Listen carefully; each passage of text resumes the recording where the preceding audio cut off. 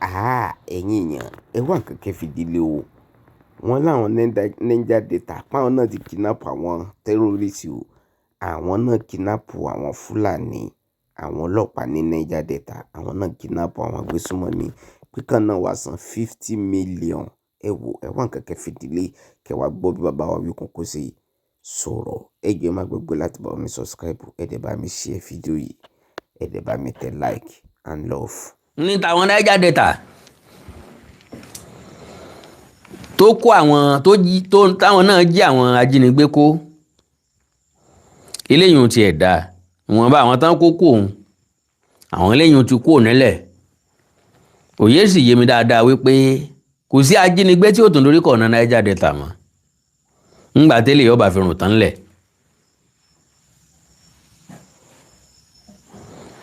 So kí ni tí mo fẹ́ mú jáde ń bẹ̀ ò ní pé bó tiẹ̀ jẹ́ dẹ́rù jù lásán, kí ló dé tí táwa náà ò ṣerú ẹ̀ ní South West tàbí nílẹ̀ Yorùbá. Mo ń gbọ́ tẹ́nìkan béèrè ń bẹ̀ ń pé kí ni ń jẹ́ dẹ́rù jù. Yorùbá máa pòwe kan ń pé oyè eégún gbogbo kó lé ni, èwo ni ti pákọ̀kọ̀ lóko àgbàdo.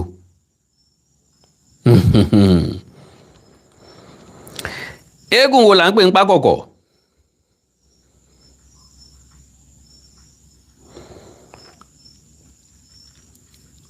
Pákọ̀kọ̀ ni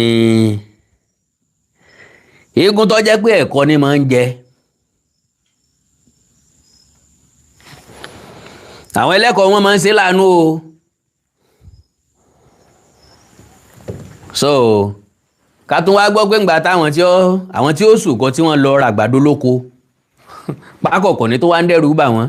Àgbàdo tó jẹ́ pé tán bá ìsògì tán ṣẹ̀kọ́ tán òun náà jẹ́ ń bẹ̀.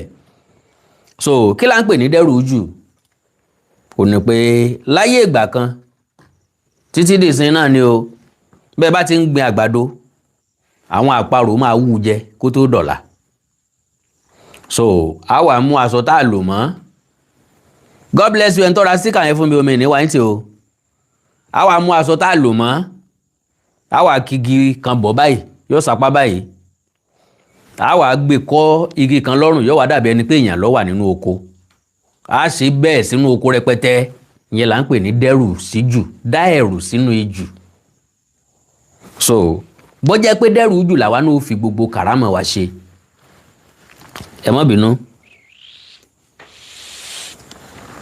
Kó jẹ́ pé dẹ́rù jù làwa náà fi gbogbo kàrámọ̀ wa ṣe. Ẹ rántí nígbà tó lóye Sunday Adéyẹmọ tó lọ sí Ìgàngàn lọ́dún náà lọ́hùn, ilẹ̀ rọ́ mọ́ Fúlàní ferege.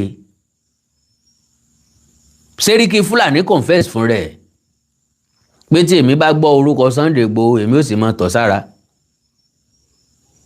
Sunday Igboho nìkan náà lèmi bẹ̀rù. So ohun tí wọ́n ń pè ní ẹ̀rù nù, iṣẹ́ tẹ̀rù ń ṣe nìyẹn. Sàwọn Niger Delta Avengers yìí àbáwọn Niger Delta militant yìí wọ́n lè láàyè ọ̀tọ̀. So now pápápẹ́ jẹ́ ká tètè mú níbi tá a ti fẹ́ mú kí n má gba àkókò yín. Àkótọ́ yẹ kẹ́ ẹ sùn lélẹ́yìí, information tó wà vital náà ni mo mú wá. So ẹ já kọ́kọ́ gbọ́rọ̀ lẹ́nu sọ́jà yẹn kí n release tiẹ̀, kí n release òun kó máa lọ. Good day, my people. Good day, Nigerians. I know there is an order for us not to air our views on social media, but please, my heart is boiling. Please, sir, permit me to use this medium to air my observation and contribution, sir, concerning insecurity. Àwọn sọ́jà ló wà lọ́rùn ẹnu igbó ló wà, bóyá Sambisa ló wà, who knows? Ẹni ẹlẹ́ni ọlọ́lọ́mọ ìjọ tó ti wà ń bẹ̀ o. This issue of insecurity are caused by some men as cabal. Those cabals are the ones causing this insecurity. Those cabals must be taken out. they must be taken out. They are using insecurity as an element of distraction to Nigerians. They are using insecurity as an element of the more you look, the less you see. Any state they discover new mineral resources, they will cause insecurity in that state to scare the villagers away, to scare the farmers away, in order to be doing their illegal business inside the bushes. You will not see them there. You can hardly hear their name or see their name in front pages of newspaper. Yet they are so influential, so powerful, so connected, both internationally and locally, that even when the state governors wants to fight with their security vote money, if the state government want to fight back, these people can secretly, because you cannot see them, they can secretly set the state governor up and use his own House of Assembly against him. So please, the only way to fight this insecurity is to take out the cabals. And the only person that can take out the cabals and fight them toe to toe is the president, the commander-in-chief. He has the influence, he has the power, he has the connections. He is the most powerful president in Africa. So he is the only one to fight these cabals and put an end to this mess. Because these people, once they discover something in the bush, once they discover something in any state, they will cause insecurity. They will cause insecurity in that state. Now, bẹ́ẹ̀ bá gbọ́rọ̀ tí sọ́jà yìí sọ dáadáa, ó ní insecurity báwọn kàbá ló fà á, and president nìkan ló lè bá wọn jà. Bẹ́ẹ̀ bá gbàgbé, president kan ti fààyè gbà wọ́n, ó fún wọn ní liver, ó accommodate wọn, wọ́n jọ ṣe. President míì ló wà lórí àlééfà nísìnyí. Bí ó bá ṣe wù wá, ká ló gbé ìjà yí pàdé wọn. Àwọn alágbára tó wà nídìí ìgbésùnmọ̀mí, ìdí ìjínigbé, because àwọn èèyàn kan ló ń bẹ díẹ̀, ó yé mi àtẹ̀yìn. Lóòótọ́, àwọn kọ̀ọ̀kan náà ń ṣe nítorí ọ̀nà àtijẹ. Tá a máa wá fi kó gbogbo ẹ̀ papọ̀ sójú kan náà wípé the same thing ni gbogbo wọn. No. Àwọn kan bẹ́ẹ̀ tó jẹ́ wípé wọ́n láwọn bàbá àsàlẹ̀ tó rán wọn ṣẹ́. Now, mo nígbàgbọ́ pé ti bá fídíò Fúlàní ìpàdé. Fúlàní ni o. Àwọn ajínigbé ti jí òun náà gbé. Wọ́n sì gba ransom lọ́wọ́ wọn. Ẹja gbọ́rọ̀ ẹ̀ ká establish ẹ̀ kó wà on record. Bí irú Chinese ni irú.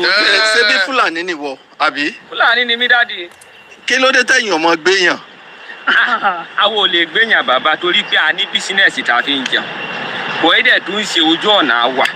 Àwa gan ọ̀bẹ náà ká lè gbéyàn torí bísínẹ́sì wa ti wà. O láwọn Fúlàní yẹn ti gbé ẹ rí. Ṣé àwọn Fúlàní ara yín náà ni? Àwọn Fúlàní ni ìbọn wọn kì í ṣe Fúlàní ti Nàìjíríà. Fúlàní Chad ni gbogbo àwọn tó wá, àwọn mẹ́fà ni tí wọ́n mú wá. Àwọn mẹ́fẹ̀ẹ̀fà yẹn kò sí Fúlàní ti Nàìjíríà ń bí báyìí. Bọ̀ wọ́n ní ẹni tó ń fún wa ní information. Àmọ́ ẹni tó ń fún wa ní information yẹn Hausa ni. Hausa ni. Torí gbogbo bí wọ́n ṣe ń lọ bí wọ́n ṣe wọ́n ń communicate pẹ̀lú ẹ̀, wọ́n máa pè sí Hausa ni ẹni tí wọ́n jẹ́ gẹ́gẹ́ bí ọ̀gá àwọn yẹn. Gbogbo wọn kò sẹ́ni tó jẹ́ Fúlàní tiwa ń bí. Ẹ̀wọ̀n pọ̀pọ̀lọpọ̀ èèyàn náà ló ti sọ wípé àwọn Fúlàní tí wọ́n ń terrorize wa ń bí pé wọ́n ń ṣe Fúlàní tiwa. Àwa náà ti sọ wípé àwọn Fúlàní Chad wà ń bẹ̀, tí Niger wà ń bẹ̀, tí Mali wà ń bẹ̀, bọ́n ṣe kó wọn wá nìyẹn. Wọ́n dé bí wọ́n rí ìdúnlẹ̀ jẹ́ náà ò fẹ́ lọ mọ́. Àwọn tó kó wọn wá ò tọ́jú wọn dáadáa ni wọn ò fẹ́ lọ mọ́. A story man yìí wà very very interesting. Ntójú tiẹ̀ náà rí lọ́wọ́ àwọn Fúlàní. Nígbà tí wọ́n ṣe tí wọ́n gbà wá tí wọ́n gbé Chinese, nígbà táwọn Chinese sanwó táwa náà sanwó tí wọ́n kó ń bẹ̀ wọ́n bá gba ọ̀nà Abẹ́òkúta báyìí lọ, wọ́n tún gbà wọn kà ń bẹ̀ wọ́n gbowó ní wọ́n ṣe jáde nìyẹn. Láti gbà yẹn Ọlọ́run fi jẹ́ ká gbúrò wọn mọ́. That is, àwọn yẹn fi ṣe business ni. Wọ́n jẹ́ àwọn Chinese gbé, wọ́n jẹ́ àwọn eléyìí náà gbé. Wọ́n gbowó lọ́wọ́ àwọn Chinese, wọ́n gbowó lọ́wọ́ àwọn eléyìí. Wọ́n dẹ̀ yọ̀ǹda ti wọn, wọ́n ti rówó tán fẹ́ rí, wọ́n bá ti wọn lọ. Àwọn kan lálájẹpa tó yẹ pé báwọn ò bá tí ì jẹ́ pa tàbí tọ́wọ́ ò bá tí ì tẹ̀ wọ́n, wọn ò ní sinmi. Jẹ́ ń ja díẹ̀ sí lọ́wọ́ fi bolè. Ìkan tí mo kí ń lọ the last one lọ́wọ́ fi bá wọn. tí n bá ti lọ ilé yìí gbogbo tí n bá ti rí nbẹ̀ náà ní fi establish ara mi ní jalè mọ́ lọ́wọ́ fi tẹ̀ wọ́n. so gbogbo nǹkan tí wọ́n ń ṣe yẹn tí wọ́n ń pariwo fílàní wọ́n kàn ń borúkọ fílàní jẹ́ ni ọ̀pọ̀ fílàní tí a jẹ́ fílàní nàìjíríà wàláhì tàláyà àfẹ́ wàhálà tí wọ́n bá lẹ́ran àjẹkù àti màpé fílàní lóye tí wọ́n lè dẹ̀ran sínú oko àmọ́ pé àgbébọn à ń jíyàn gbé à ń kidnap èèyàn ìyẹn ò ṣe iṣẹ́ wa o àmọ́ ọ̀la pé fílàní kedere àti kóríṣiríṣi àwa fílàní tá a wà nàìjíríà wàláì bẹ́ẹ̀ mi ṣe kéré tó yìí mo sì mà bí ìran márùn fílàní ọ̀tọ̀ọ̀tọ̀ bí ọ̀nà márùn. àwọn tó gbé wá ń sìn fílàní ni wọ́n ń sọ bọ̀ tí ọba jẹ́rú àwa tá a jáde pẹ̀lú fílàní dáadáa àlè gbọ́ nǹkan tí wọ́n ti torí fílàní yẹn ó yàtọ̀ sí tiwa bá a ṣe jọ wà pẹ̀lú wọn bẹ̀ yẹn wọ́n ń pe àwọn ará àwọn lé táwọn yẹn tún ṣàdúrà fún wọn orí whatsapp wọn máa pera wọn táwọn yẹn tún máa ṣàdúrà fún wọn táwọn kan tún máa béèrè property wọn lé lọ́wọ́ àwọn yẹn tá à ń gbọ́ wàláì wọ́n sọ fáwọn yẹn pé àwọn ẹran táwọn gbé lọ sọ́jà pé àwọn ò tí ì tà wọ́n pé táwọn bá ti tà wọ́n pé àwọn ń bọ̀ àwa lẹran tí wọ́n ń sọ. wọ́n sọ fáwọn fámìlì wọn pé ẹran táwọn kó lọ sọ́jà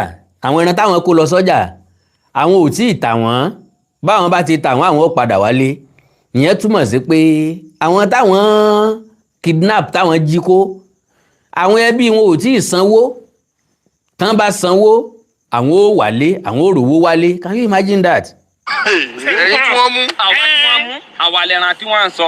wọn ò tí ì rí wọn tà. wọn ò tí ì ra àwọn ẹran tí wọ́n kó wọn ò tí ì rí wọn tà. wọn ò tí ì gbowó. nígbà tí wọ́n táwọn ẹ̀gbọ́n wa wá kówó wá wọ́n yọ 2,000 fún mi nínú owó yẹn nínú owó òdòdó mi wọ́n yọ 2,000 fún mi ọmọ kan náà wà ń bẹ wọ́n yọ 2,000 nínú owó tiẹ̀ náà ẹ̀gbọ́n kan náà tún wà ń bẹ wọ́n yọ 2,000 nínú owó tiẹ̀ náà wọ́n fún wọn ní bóyá a máa lọ ṣe oògùn sínú àbẹ́ ká lọ sátírà. ṣé ń gbọ́ àwọn ajínigbé ọ̀hún fúlàní ọ̀hún ńgbà tí wọ́n gba ransom cash wọ́n wá wò wípé ó ṣeéṣe kí wọ́n ti ṣaàgùn sínú owó yìí o àwọn náà nígbàgbọ́ nínú oògùn tàbí kí wọ́n ti sátírà sí ọgbọ́n wo làwọn ọ̀dà ọ̀yá ìwọ gba 2,000 nínú owó tán mú wá ìwọ náà gba 2,000 naira nínú owó tán mú wá ìwọ náà gba 2,000 naira nínú owó tán mú wá táwọn ẹbí yín bá ti ṣaàgùn síbẹ̀ oògùn ọjọ́ mú wá ni báwọn ẹbí yín bá ti ṣaàgùn síbẹ̀ mo bá ti sátírà bẹ̀ yọjọ́ mú wá ni ok oúnjẹ tí wọ́n gbé wá ọ̀yá rò papọ̀ mọ́ra wọn ọ̀yá bùjẹ́ ń bẹ̀ lẹ́yìn ìgbà tó ń bùjẹ́ ń bẹ̀ ni wọ́n tó gbà yòókù tán tó jẹ làwọn náà tó láǹfààní àti jẹ pé bọ́ wọ́n kọ́kọ́ dúró bí ìṣẹ́jú 5 kí wọ́n wo ohun tí ó ṣẹlẹ̀ sí bí nǹkan bá ṣẹlẹ̀ sí wọ́n rí bí mọ̀ páwọn ò ní jẹ́ mọ́ wọ́n farabalẹ̀ dáadáa. inú ẹ pé àwa àti wọn kúkú jọ ná owó yẹn náà ni ara mílíkì ara malt ara sìgá. máa gbọ́ o wọ́n ra milk wọ́n ra malt wọ́n ra sìgá lára nǹkan tí wọ́n gbà gẹ́gẹ́ bí ransom náà nìyẹn o. oríṣiríṣi nǹkan ni wọ́n ní ká ara wa ń jẹ̀yẹ̀ kí wọ́n tó jù wálé kí wọ́n tó máa lọ. pé kẹ́hìn náà nánú ẹ̀ tó wáyé pé wọ́n ṣe pèsè owó. oúnjẹ tí wọ́n gbé wá wọ́n á ní kí n kọ́kọ́ rò ó pọ̀ báyìí mo rò ó pọ̀ mo jẹ díẹ̀ after àgbà bí ìṣẹ́jú 5 tí wọ́n á rí i pé nǹkan kò ṣe mí ni gbogbo náà bá bẹ̀rẹ̀ sí í jẹun. so kìíní yẹn báyìí kìíní yẹn tí wọ́n fẹ́ tú wa. ẹ tó gbóúnjẹ wa so ó sọ ẹ̀yìn gan náà. wàláhì oṣù wa tá a bá ti ní orúkọ míì tá a máa jẹ́ láti lè change sí Fúlàní àbá ti change wàláhì àbá ti change ní ti báyìí wá kà máa lọ ń gbọ́ ní ìgbà míì nínú ìgboro. now ọ̀rọ̀ Fúlàní ó ti sọ àwọn tó jẹ́ Fúlàní gangan now n tó gbé mi wá gangan ó náà ní ti ọ̀rọ̀ eléyìí tí mo gbọ́ wípé àwọn Niger Delta militant wọ́n kidnap àwọn kidnappers wọ́n kidnap àwọn ajínigbé ẹ̀já gbọ́. Obobs, it does settle 6 bandits. They go for one of the Bayelsa communities. As usual, they go do that kidnapping racket they know them for. You know? Unfortunately for them, the militants, they call jam militants for the community. You know, why did they try to carry out the operation? The militants come confront them. They go overpower them. After much, they go overpower them. The militants now go carry the bandits. They don't kidnap the bandits now. About 6 of them.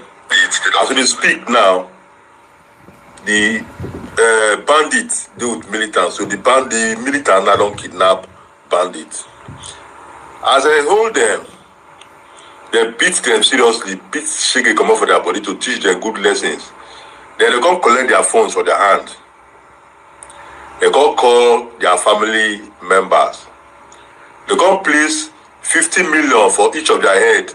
The six of them, 50 million, that's about 300 million for the six of them. Now they call the family, say, and the ransom when they give them be that 50 million per person, now they come pay. So as we talk now, so militants, Niger Delta militants, they wait for the family to come pay ransom. ṣé Fúlàní ní family tí ó san ransom 50 million naira san lè san 1 million naira gan. But I say reverse is the case. Now the only thing we go feel dey happen for Nigeria be this: military not go fit help us, police not go fit help us. Every man must prepare themselves. Anywhere where we dey, every community, every region, everybody prepare yourself because there's war in the ground. Bushmeat don't catch the hunter right now. So the hunter now, they look for 50 million wey go take rescue himself, come out for militant hand. ṣé kò wá interesting ṣé kò dùn.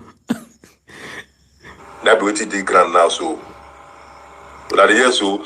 Now ẹgbọ́n nǹkan tí màá nìyí sọ ó ní military ò lè help wa wọn ò dẹ̀ lè rescue wa àwọn ọlọ́pàá ò lè rescue wa they can only try, they will only try.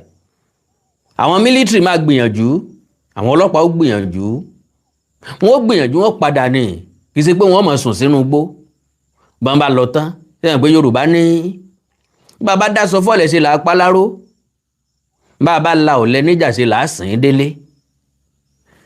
Àwọn military ò lè sìn wá délé wọ́n lè la ọ̀lẹ wa níjà lásán ni wọ́n lè dáṣọ fọ́ọ̀lẹ̀ wa wọn ò láró tí wọ́n fi pa torí tán bá kó girigiri bólẹ̀ ní ìsìn ókè o àwọn ti lọ o wọ́n ti release àwọn tán gbé o sáwọn èèyàn yìí ò tún ní kọlù lú mi ṣé wọn ò tún ní jìyàn mí gbé níbo lámọ̀ tí wọ́n ò tún padà kọlù. Alright.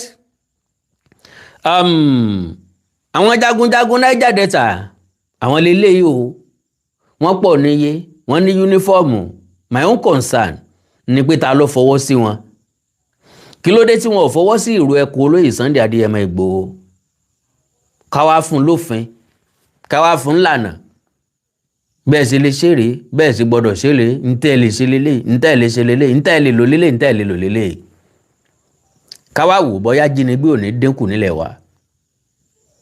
Tàbá wá rí gọ́ọ̀mẹ̀ntì tí ò fọwọ́ sí ó túmọ̀ sí pé gọ́ọ̀mẹ̀ntì yẹn gangan náà wà nínú àwọn tó ń rẹ́ ìlú jẹ ó túmọ̀ sí pé gọ́ọ̀mẹ̀ntì yẹn wà nínú àwọn tí inú ẹ̀ dùn sí ìjínigbé tí ń ṣẹlẹ̀ káàkiri. Like I said bó bá jẹ́ dẹ́rù jù la fẹ́ fira wa ṣe ẹjá ṣe àwọn àparò ajínigbé táwọn náà bá ti rí dẹ́rù jù lọ́ọ̀kan wọ́n rò pé èèyàn ló dúró dè wọ́n àwọn náà fẹsẹ̀ fẹ́ òrèjò ń sá ejò ń sá lọ́rọ̀ àwọn kìnìún yìí. Ok ẹ̀jẹ̀ pápápá ẹjá sọ̀rọ̀ tàwọn Niger Delta militant. Those kidnappers, those bandits. Ọgbọ́n tó wí those kidnappers, those bandits. Inside forest. Community, village, rural area. Inside community, village, rural area. Bush, swamp area, water. Bush, swamp area, water area. We are ready to fish them. We are all ready to fish them out. We will fish our own out.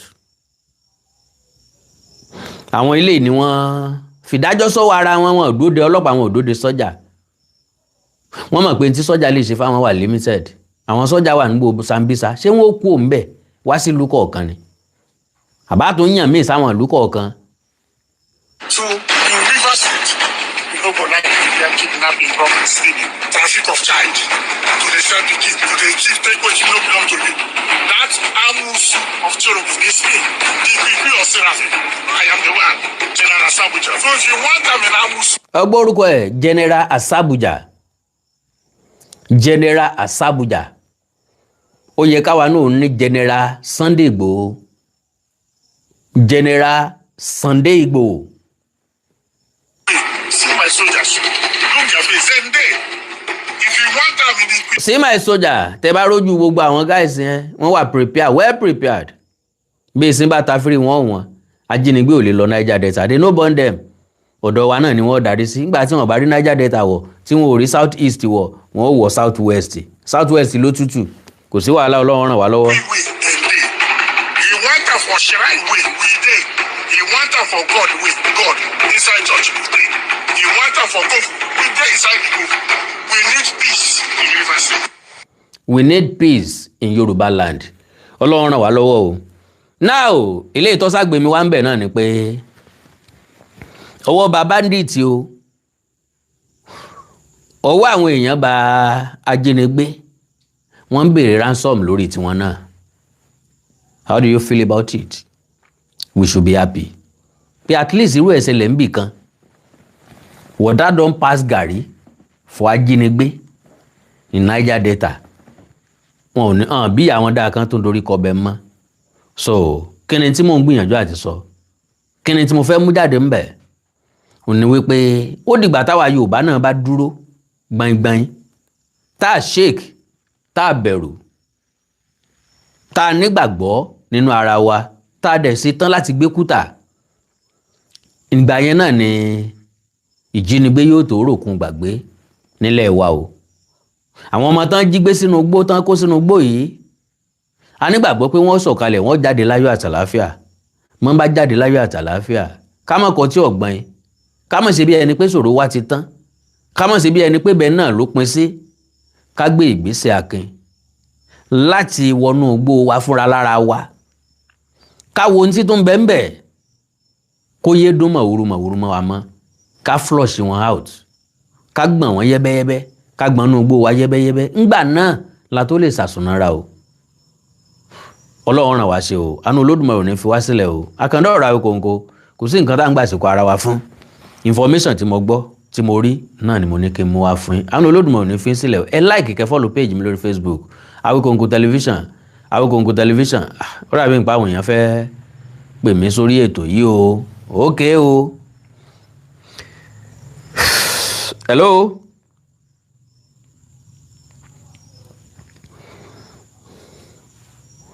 Ṣé àgbé nípa àwọn èèyàn fẹ́ pè?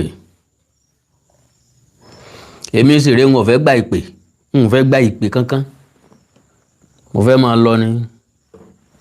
Mo fẹ́ káwọn èèyàn mi ó tètè lọ sùn. Ṣùgbọ́n dàbí ẹni pé mo láwọn èèyàn tó ní nǹkan kan tàbí méjì láti sọ. Tẹ́ bá rí mi pè padà, ẹ pè mí máa pick ẹ o. +234 915 147 9599 àti +234 904 851 9362 +234 904 851 9362 +234 915 147 9599. Pàápàá. Kọ́mọ̀ jẹ́ gbà tí ń bá lọ ní ọ̀rọ̀ àrẹsẹ̀ máa wọlé. Ẹ jẹ́ kí n pẹ́ ní ìpadà. Bóyá àwọn ọ̀dẹ̀ mọ̀ pé mo wà lórí program.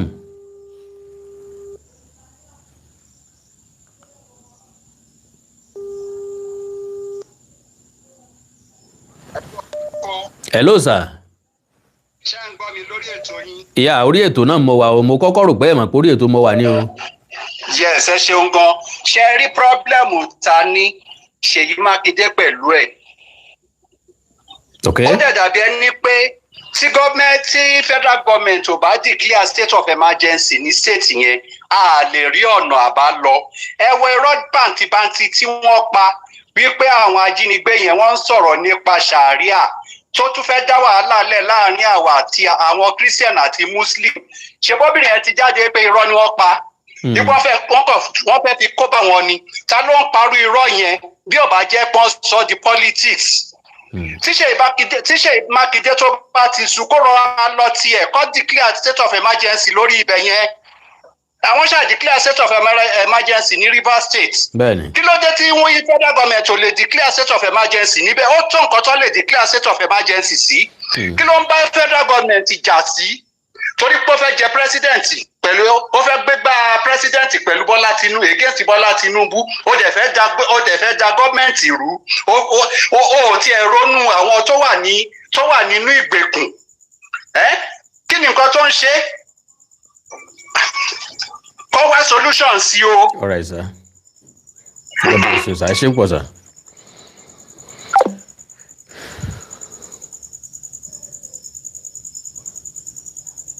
Mr. Austin ṣe máa rí mi pè padà.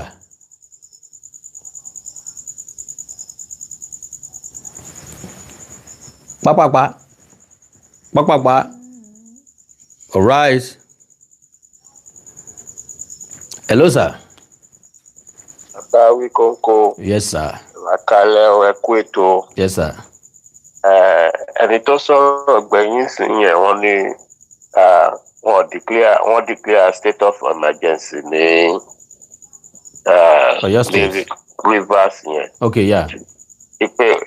But wọ́n declare state of emergency ní Anambra àti Imo tí tọ́wọ̀n yẹn náà ní Malaysia tí wọ́n tọ́wọ̀n náà ń sọ́pọ́tì.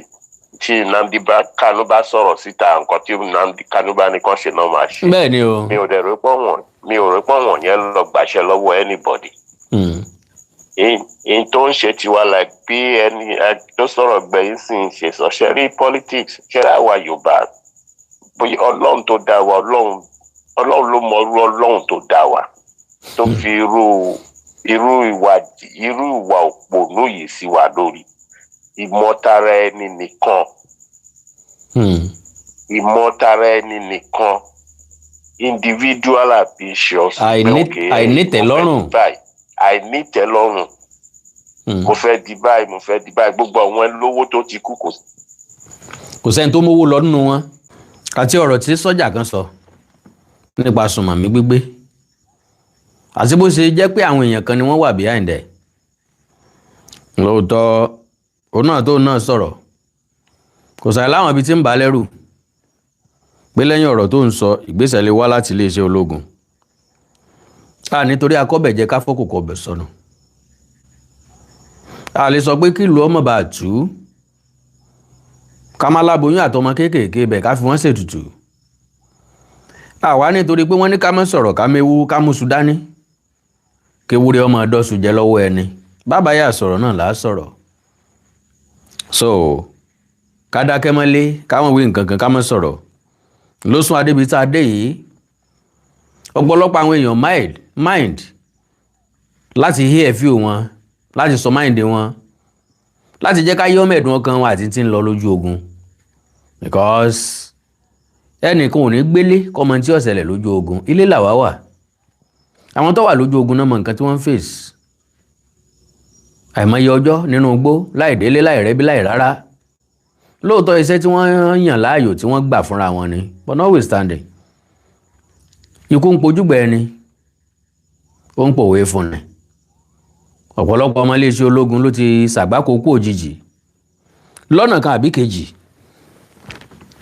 tèmi àtẹ̀yìn sì mọ̀ wípé ó kù díẹ̀ káàtó ṣe ló dàbí ká tanni síjà ẹkùn ká mú ọrùn ṣiṣẹ́ ká kó o sí ni lápò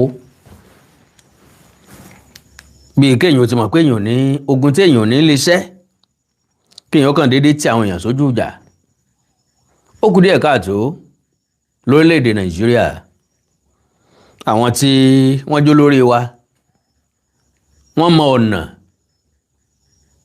láti jagun láti ṣẹ́gun that is number one.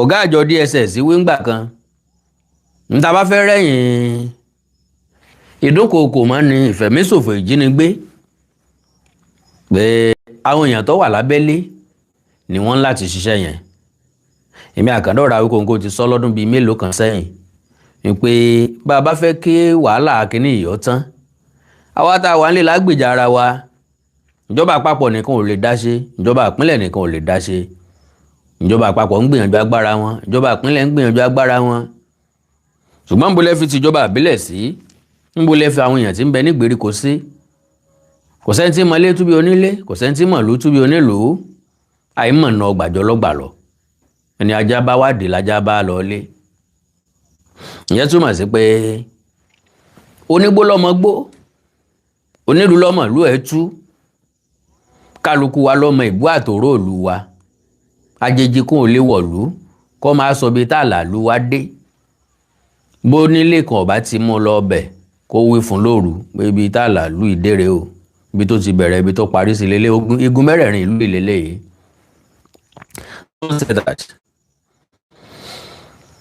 nílẹ̀ káàárọ̀ òjíire mo mọ̀ páwa náà kì í sọ̀lẹ̀ kì í dẹ̀ ṣe pá gbìyànjú rárá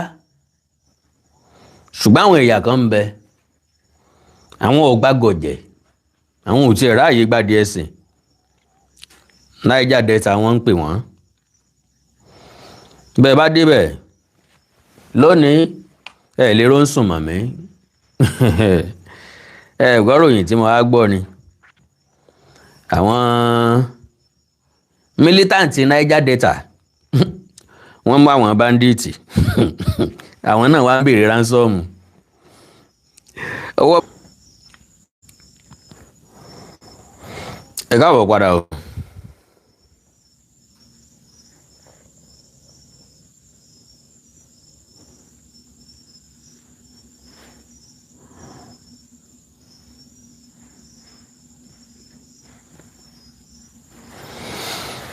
Bẹ́ẹ̀ ṣe ń wọlé bá mi pé prógráàmù yẹn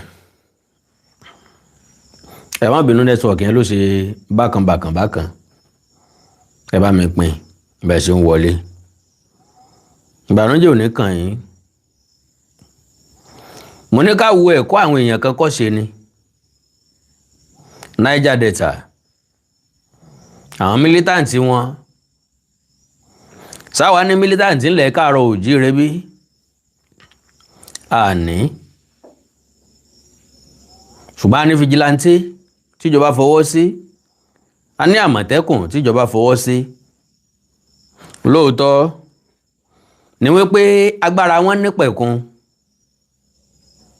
níbi tí wọ́n lè ṣiṣẹ́ dé ọ̀làlà ní tí wọ́n lè fi jà ó lòdìwọ̀n ṣùgbọ́n pàpà síbẹ̀síbẹ̀ God bless you baba, God bless you, welcome, God bless you sir, God bless you ma ṣùgbọ́n pàpà síbẹ̀síbẹ̀ náà ara àjàlẹ̀ yín wà. So like I said, àwọn Niger Delta Avengers bí wọ́n yìí dẹ̀ sí Avengers wọ́n mú àwọn ajínigbé wọ́n ń béèrè ransom lọ́wọ́ wọn. And like I said, Niger Delta ti dira wọ́n múra tán ní tiwọn. Ohun tó dé tí wọn ò fi tí ìfọwọ́sírò ẹkùn nìkan lèmi ò tí mọ̀. Ta ló fọwọ́ sí ti Niger Delta yìí? Because ẹnìkan ló kó wọn jọ yìí.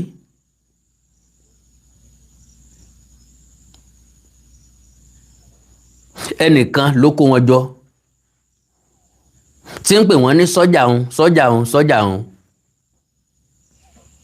Kí ni ìjọba ń dúró dè? Kí là ń dúró dè lórí ìrò ẹkùn?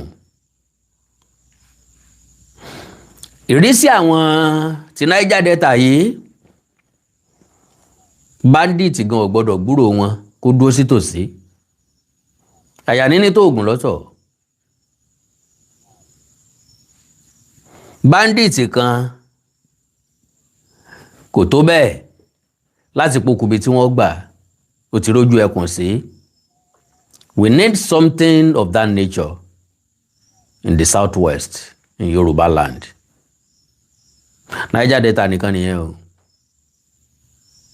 Ilẹ̀ Yíbò ó dèwọ̀ fáwọn kidnappers.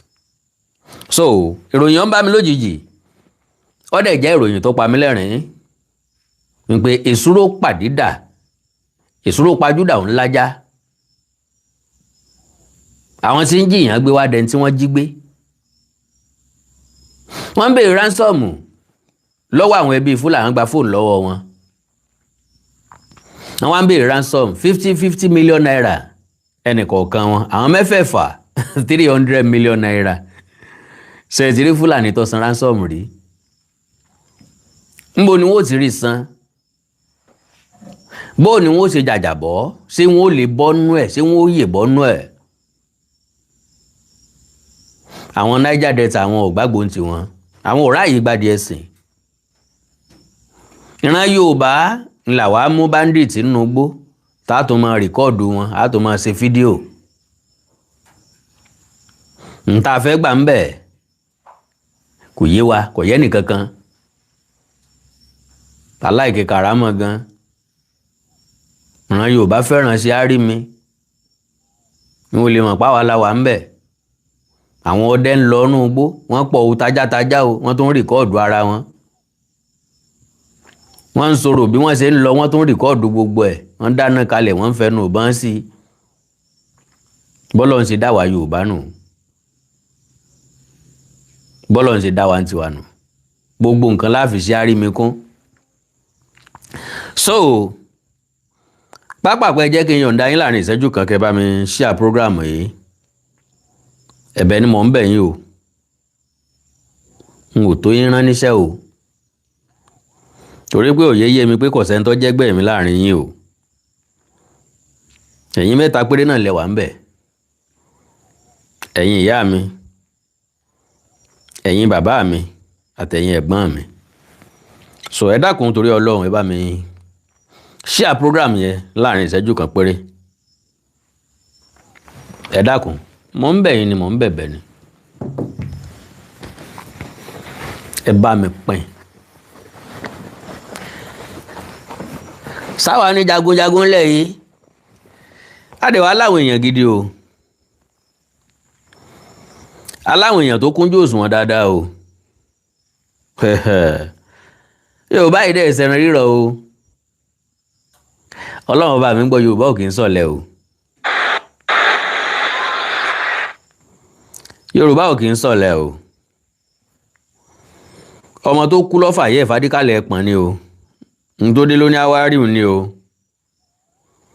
àìlákàkún wa nìkan náà ni ìṣòro tá a ní o àká nǹkan kún ni o so like I said sọ́jà kan jáde ó ní àwọn èèyàn kan ló wà lẹ́yìn ìjínigbé ń ṣẹlẹ̀ yìí battlefield ló wà o ó ní tí ó bá ṣẹlẹ̀ sóhun kó ṣẹlẹ̀ sóhun òun ní láti tú àṣírí banditry ní Nàìjíríà